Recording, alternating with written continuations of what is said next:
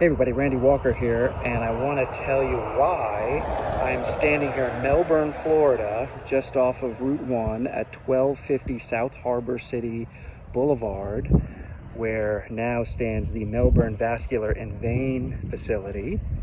And last night I was flipping around on my TV and I watched again the excellent movie by Oliver Stone, The Doors, about Jim Morrison and one of the most famous rock and roll bands of all time. And Jim Morrison, obviously one of the most famous rock singers ever.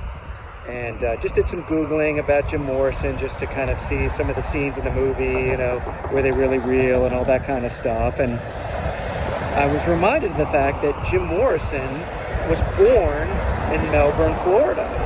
So I kind of did a little more Googling, a little more research, and discovered that he was born right here in 1943. His father was in the military and in the flight school here in Melbourne in 1943, and he was born in the Brevard Hospital, which used to stand right at this site. So right here is where one of the most famous rock and roll voices, one of the most famous voices, period, was born, Jim Morrison. And it just took the about 55-minute drive up from Vero Beach, was a rider on the storm with some thunderstorms and some rain coming up here, but certainly kind of cool to be here and to be here where Jim Morrison was brought into this world. Of course, he is buried at the Père Lachaise cemetery